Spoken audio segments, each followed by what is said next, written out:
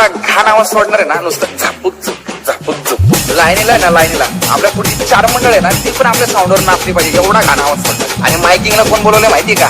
Avi in the mix, the mix, the mix, the mix, the mix, the mix, the mix, the mix, the mix.